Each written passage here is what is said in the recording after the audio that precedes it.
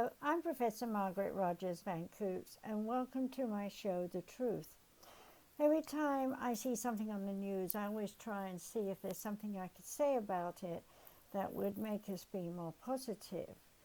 At this particular time, you've probably noticed that all the countries around the world have people in their countries who are angry.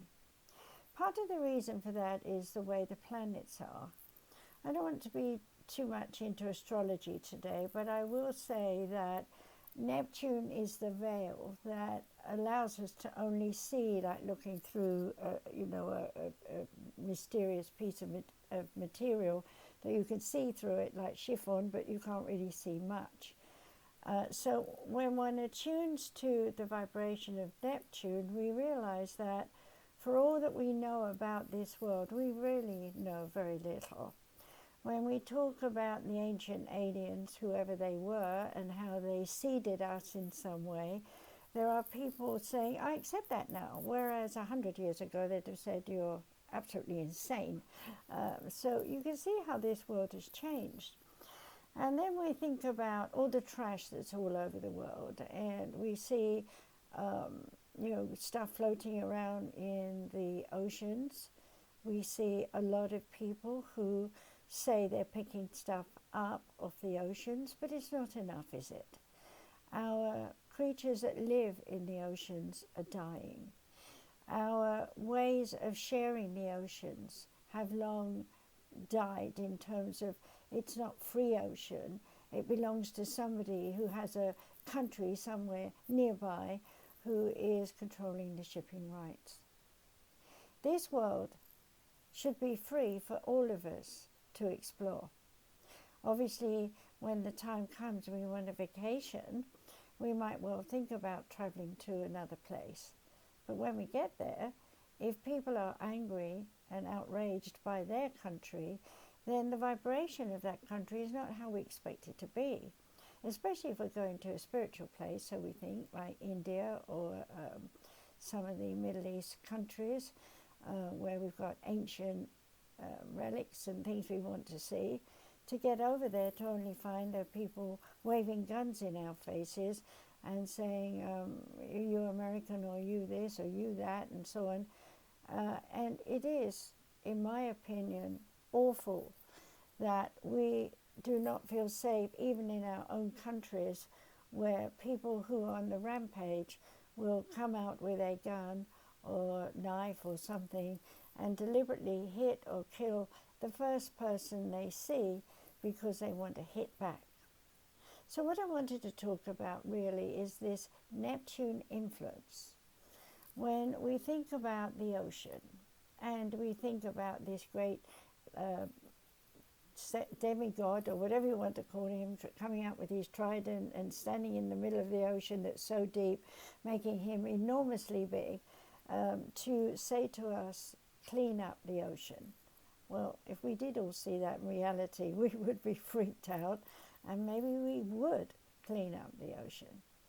But here the point is to say that not about the ocean, but Neptune is affecting the ocean. And because the ocean covers a tremendous amount of mountains, volcanoes that are in the water, deep, deep down, that are still blowing up their lava and doing stuff, forming formations under the ocean floor, then we begin to realize that, well, yes, we are, in a way, in danger of something erupting. And under the influence of Neptune, which is the ocean, and which is the god of the ocean, then we start to realize that what we're saying here is the ocean is going to boil over with anger, with frustration, with things that we are not bothering to take care of. And in that sense, yes, we might get more tornadoes, we might get, because of weather on the oceans, we might get floods everywhere, we might even get tsunamis and all sorts of other horrible things that we all dread. So what does that make you do, the bottom line, when you think, well, my land could disrupt and I could have an earthquake destroy my house, or I could have someone's bomb land on my house and kill me and everyone else. Or I could be at the ocean and suddenly a tidal wave comes in like the one in Japan and wipes us all out. What would happen? How many of us would be left? If our Earth shifted its energy from the poles and moved us from north to south, as it were, upside down, twiddled the ball all the way over, we would be flooded so much with oceans everywhere that we probably wouldn't exist. Or a few lucky people who happen to be on high mountains in Alps and places like that would maybe survive. But the world we know it as would not be the same. Now, I don't want to say this is going to happen. We could say it could happen. After all, we didn't want it to happen in Japan, but it did happen. What I have to say here is that we can't go around being petrified that one day some great wave will come in and kill us. We can't go around thinking that one day somebody will run into my church and kill all of us. We can't live in this world in fear. We have to realize that since the dawn of time, when humans, angels, aliens, or whatever they were here, there was always a fear that we would die. Now, if you want to think about dying, the bottom line is we don't want to think about going to war and dying. We don't want to think about floods killing us and dying. So what are we saying? We need to think about living. And to live in this age, which is the Aquarian Age, we need to be able to sit down around tables and listen to people's stories and not boo-hoo them as that's ridiculous, but to seriously listen. There are many people who have been studying the earthquakes. There are many people who have been studying the volcano eruptions. There's been many brave people following these tornadoes that go across countries, ripping up houses and so on, risking their lives so that we can understand how our weather works. But do we ever stop and say, I'm grateful to the electrician who makes sure I still have power in my house somewhere in the middle of our town when the lights go out? Or I'm grateful to the taxi driver who would drive me to my home during a blackout time? Or I'm really grateful to all the nurses and doctors who are struggling to keep the equipment going so that people can survive in our hospitals. Well, we are here in a country, in America that is, that has all the bells and whistles. As far as I'm concerned, we have a lot of things to choose from, but we take it for granted. We say, well, I've lived at that for so many years and I expect it to continue for so many years, and if I don't get it in so many years, I'm going to be angry, I'm going to be disappointed. Now that brings me to Mars. Mars is the energy of fighting talk. Excuse me, for the itchy nose because my hair's on my nose. All right, so we have to realize that when we're angry, we always think we know why we're angry. We think we're angry because our politicians haven't done something, or we're angry because the postman was late this morning and we're waiting on an important letter. Well, the thing is that if we get angry over every little thing, we are pushing our mind away from what is a good thing, from what we can see and touch that could help us not to be angry, but see ways and means of overcoming our issues and then embrace new ways to do things. Recently I went out and bought a new plug-in fan that heats my room. I was told that my bill would be smaller. I believed it. I used it. My bill was not smaller, it was more. However, at the same time, a friend said to me, Margaret, you qualify for help. So I applied for help, and much to my amazement, my telephone bill, my electric bill, my water bill, and my gas bill were all paid for me. And I said, God, thank you for bringing that into my life. I give a tremendous amount of time and my skills and efforts for free to those around the world who need me. So I'm saying here that if you find that you are angry, that you are negative, that you are frustrated, I have some very free, easy to do meditations that I will send you. If you write to me at professormargaretrvc@gmail.com, that means PROF, the short version, margaretrvc@gmail.com, and I will happily send you some meditations to help you calm down your anger, calm down your fears, calm down your feelings of loss, and come to understand that in losing things, there's more to gain. Think of it this way. If you hoard all the magazines you've ever seen in your life in your house, it would soon be that you have no room to walk about. And you might say you really do want those magazines. One day, sometime, you'll read them. But will you?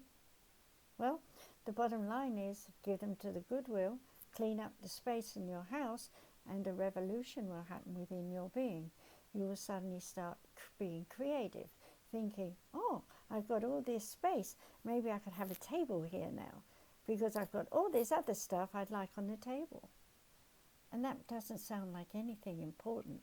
But believe you me, to your mind and heart, it is important.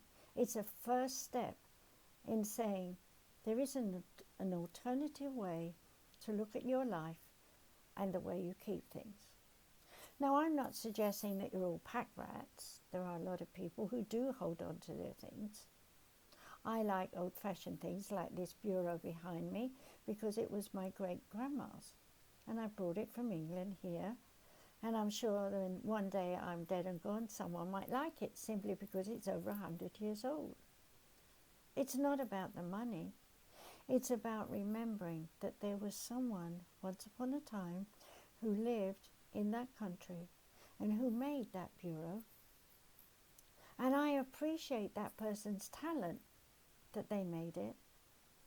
And by appreciating it, I look at it every day and say, I'm glad I've got you. And I'm glad how it looks in my little studio here in the back. And I'm using it for a good purpose, to store things in. So I didn't waste time. I didn't waste energy. I knew when my mother said, you can have it, that old thing, you can have it, I didn't hesitate. I want you to understand that by that little story, there are times when we think it's difficult to move an item like this from England all the way over to America. But once I bothered to find out the easiest way, I allowed someone else to package it, someone else to ship it, and someone else to deliver it, and someone to unpack it at a price that I could afford, at a time when it was convivial for everyone to do it. So here's a clue, you see.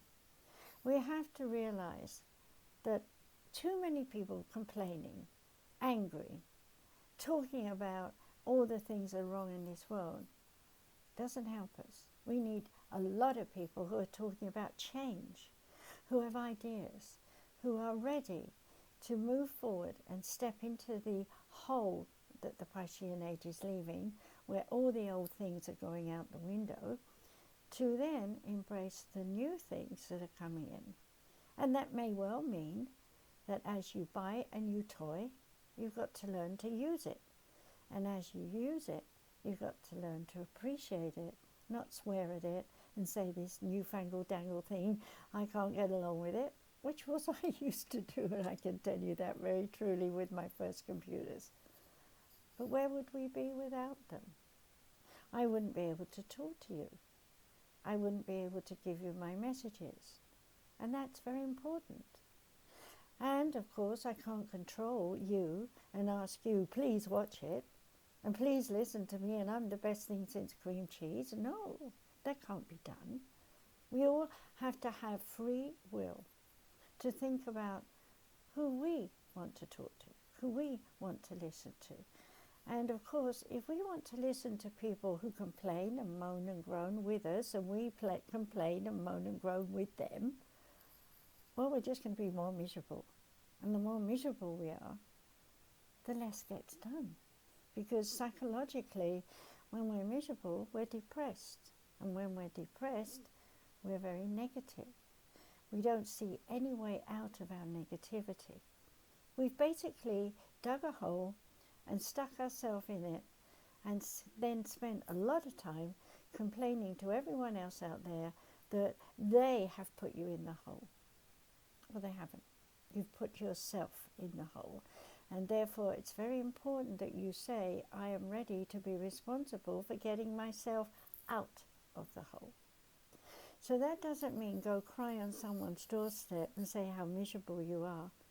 Though they may come out and give you a big hug and say, it's okay, you can do it, you can change.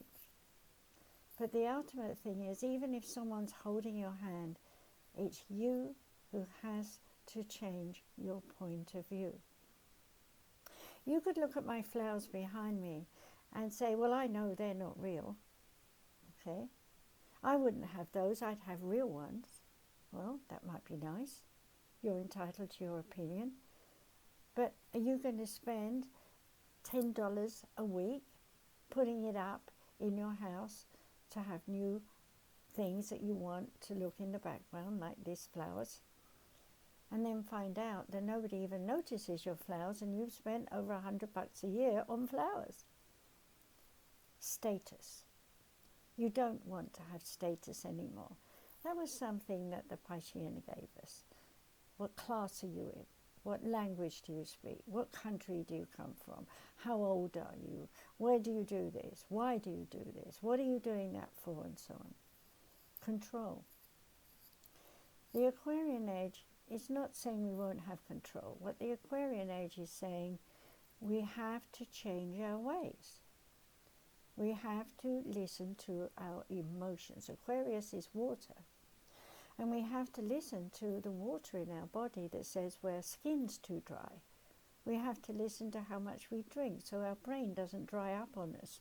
And we can still remember words that we thought we'd forgotten. Drinking water is important. Keeping your blood pressure down, not stressed by worries about money and whether the kids are doing schoolwork or not. One cannot change stress, but one can stop being stressed. And that means to stop worrying. But then you might say, how can I stop worrying? Well, the bottom line is because you're worrying from what you learned during the Piscean Age. If you don't have this or you don't have that, then you're not a citizen in the true sense of the modality of that period in time. If you go back to the ancient Egyptians and Romans during these Piscean Ages, you'll see that still there were people who didn't have everything, lived on the streets, prostitutes, all those things. There were still the rich who had lots of money and went out on their horses and, whatever they did with chariots or things of the time. To fast forward to World War II, and you can see the final battle of saying, we are free individuals. We all want freedom and we all want equal rights. And the Piscean Age gave us that. We have equal rights, but we don't have equal rights to yell, scream, and kill people. That's frustrating. That's the old Piscean Age. I want your ring. Either give it to me or I cut your finger off and I take your ring. They did that. Is a ring that important to you that you would let them cut your ring off? Well, some people would have said yes. I wouldn't. I'd just take it off and give it to them and say enjoy it. We have to realize that when people are takers, they're not enjoying the taking. What they're really saying is, I hate the world because nobody gives me anything. But when you look inside their heart, you see that they have nothing to give themselves because no one's taught them how to appreciate who they are, what they are, what their skills are, and what they can give back to society. Too many people hold on to their history, DNA, RNA of what was. Israel is of the past. The Middle East is of the past. They've had their big days and they've ruined it time after time with wars and all sorts of things that they believed they wanted to conquer. And when you think about the Greeks and the Romans, they conquered too. But in another way, they taught us to evolve. They showed us new ways to live. The Romans particularly gave us water canals, they gave us industry, so there was a lot of things going on. But here we are in this Aquarian age, and we need now to know that we heal this planet. And you've heard so many people say it. I'm not saying anything new. But what I am saying is it begins in your heart. It begins in your soul. It begins with you saying, I've had enough of being miserable. I've had enough of being angry. I've had enough of telling myself I can't do anything. I've had enough of aching and hurting in anguish because my mind makes me feel like I'm a zombie, like I'm sitting here stuck in a rut. And if you're smoking marijuana or anything to ease your mind, then you're enjoying your misery, sitting there contemplating even more misery next week, next year, sometime never. Or you can take a chance. You can say, throw that away, go out into the world, join some groups, could be anything. Could be playing golf, could be learning to play the piano, sing in a choir, it could be dance. Anything that's creative can help you. Now, I'm 81, and I hope you see me as a living, walking example of someone who has dumped the negativity. I'm not telling you I've always had easy peasy, no way. I was born during 1942. My book, My Journey into the Oneness, will tell you all the things that happened to me that were metaphysical. But it doesn't tell you all the things I went through in pain and misery. My childhood was full of pain and misery. My 2 marriages were full of pain and misery. And yet, in spite of it, as a minister, teacher, and healer, and physiotherapist, and the list goes on, I was out there helping the people who were miserable. And I said, I know how you feel. I know how you feel. I feel it too. But there came a time when my Parkinson's disease manifested, and I died. And my spirit guides taught me into coming back, and I don't shake anymore. And what did I have to do? Deprogram my misery, my fear, my pain, my guilt, my loss, all the things I wanted and never got. And I realized as I worked on myself through the years, meditating night after night, week after week, years after years, that slowly, as I remembered my pain, I released it until one day I didn't have any pain anymore. I didn't have any more angry thoughts. I'd listened to all my hypnosis. I'd listened to all my meditations. I'd listened to other people's meditation. I did whatever it needed to be to get myself free of the programming of my RNA. The RNA is everything you've ever learned in this life encoded into your cellular neuromuscular memory, which is in turn controlling your adrenal glands, your thyroid, your brain glands. There's so many glands, I won't mention them all. And when you're in misery, the glands don't work well, and you start to break down, you get sick, and you get ill. So I'm saying to you now, it's a question, I'm coming right in and I'm looking at you and I'm saying, are you wanting to be miserable for the rest of your life? Or are you ready to let go of it? Now, if you are, then in the coming year, watch out for me, because I'm going to be doing some workshops online. Once I get my manager and people organized with me, I am going to start teaching online. Yes, it will cost you a fortune? No. I'm not here to take your money and get rich, not like many people. I'm here to teach you. So if you want to learn from me, and you want to really understand how to get rid of your fear, pain, anger, guilt, and loss, and open up to your psyche, your psychic senses, your spirit guides, the ascended masters, and learn how to be happy like me, then I'll teach you. So all you have to do is follow me for now on YouTube or wherever you want. I've got a lot of videos on YouTube. Many, many different topics. Some just talking about a book I've written. There are many books I've written. Some are talking about topics for 20 minutes, half an hour. Some are different shows. My journey into the oneness came from the original show I had, Journey into the Oneness, which is up on iTunes and is also up on SoundCloud. And then I have lectures, workshops, and things like that that you might want to listen to on YouTube as well. And then, of course, if you want to reach out to me and talk to me, you can talk to me at drmargaretrvc@gmail.com.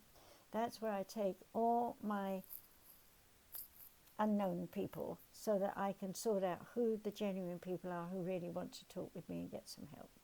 So if you need help, if you're depressed, miserable, if you want some meditations free from me, or you want counseling, please do connect with me.